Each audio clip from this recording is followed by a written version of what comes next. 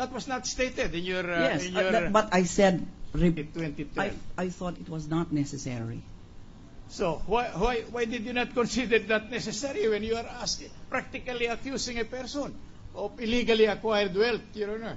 I thought Why? it was not necessary to. Why should you know? All right. Well, but that was when he said that that account did not exist. It was only after your letter Yes. of April 20. But I thought it was not necessary, Your Honor. That is your evaluation, or the Chief Justice Corona may be allowed to explain well his position. Why was it not necessary? What made you think that that was not necessary? $10 million is not necessary. My point is this, Madam Witness.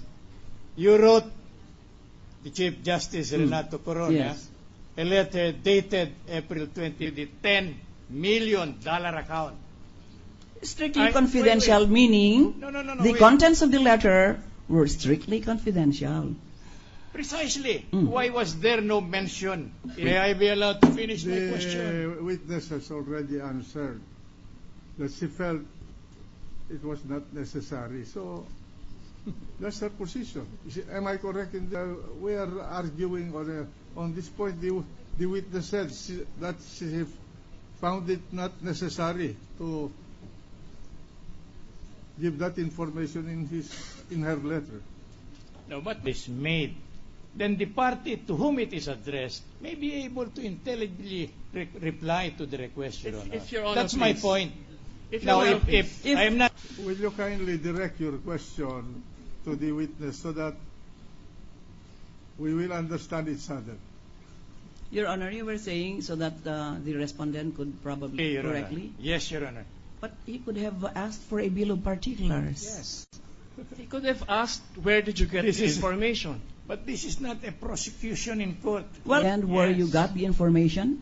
Yes. That's precisely why we came to this court, open up this matter, because Yes. we feel that there is no truth nor any basis, legal basis. There is no truth to my assertion that I received report that he has 10 million US dollars But that in there is- transactional there is accounts. shown that there are several bank accounts Yes. in PS Bank and several other banks in your name, Yes, Your including Honor. those denominated in US dollars, Yes. the aggregate value of which amount to at least $10 Yes, Your Your million. Honor. Yes. Republic Act 6426. I did not source it from the bank, Your Honor. I sourced it from the AMLAC. Yeah, but wherever it is sourced, you mean to say the source is different, it can be foreign currency? Essential? No, I'm not saying.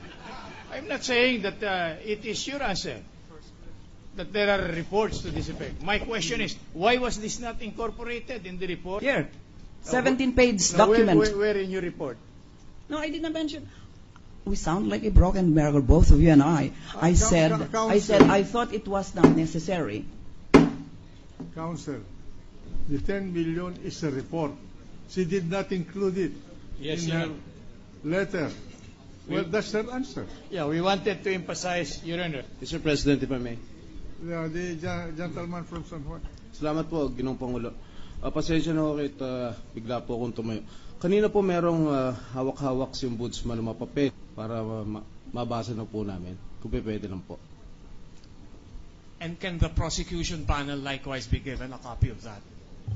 If directed by the presiding Senate President. The respondent, let the process be done. The prosecution knows what to do when it's their turn to ask questions. Defense proceed. Now, this report that you were telling us is a report that came into, and I suppose you must have read the entirety of the impeachment complaints in this case, is it not? Yes, Your Honor. And there is nothing in this impeachment complaint that they Assured the entire nation, this Senate, that they were going to face the $10 million issue squarely. What is the That basis is what of they said. And on the basis of that assurance, the Ombudsman and 5 other witnesses. And now you're going to question it. Now, may Let we note, the witness answer. covered by the impeachment complaint in this impeachment proceedings, Your Honor? You're referring to the $10 million? Yes. I don't know if the alleged $700,000 of PS input. Your Yeah. Honor. What you are telling us is merely your opinion about the matter. opinion on the basis of how I analyzed the 17-page data coming from the AMLAC. April 2012. Yes, Your Honor. At that time, there was already an impeachment proceeding That's right. going Already on before answered. this court. There is nothing in that impeachment. I am not supposed to remember all those articles of I'm not impeachment. asking you to remember. All I'm asking you is, since you are familiar with the impeachment proceeding, Yes. I'm asking you for a fact, not whether you are familiar or what. Impeachment articles, Your Honor. So if I tell you now that it is not one of those charges embodied right. in any Yes. articles of impeachment, Yes. you will not in a position to deny or contradict. Litigation. I see. And the idea is for impeachment also? Possibly for impeachment in December? But you do not fully agree with me that it is not embodied in this impeachment I complaint. don't recall. Your counsel, we have read this. No point in belaboring that issue. We deal with the allegations of the complaint. That And is we- a detail of counsel, but there's no mention of an amount. And we are guided by the fact, Your Honor, that the elementary rule of procedure and evidence debar any evidence. Witness and to bring with her documents regarding the $10 million. see- If you are saying it is irrelevant, Is he entitled to question me, Your Honor? I will yield if he is entitled, but no, he has I'm no making authority. a counter manifestation, Your Honor. Okay. Now, I understand that your There's investigation. no question that there is no mention of 10 million in this inclusion of assets, liabilities, and net worth. That is the main is 1 billion or 1 peso. The issue is inclusion and non-inclusion. The amount is. Your Honor. Then proceed to ask another question. Thank you, Your Honor.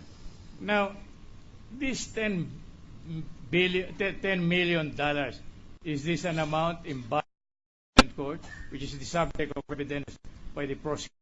Gentleman from Iloilo.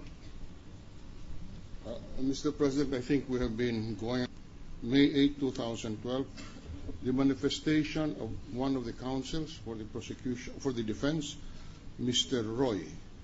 And let me quote that, Mr. President, Estrada. I believe it is on page 52 of paragraph 1. Is it there? At any rate, Your Honor, I draw your attention to the 10 million that was mentioned by Senate Connection. Now I wish to draw attention to the fact that this is not a matter within the complaint.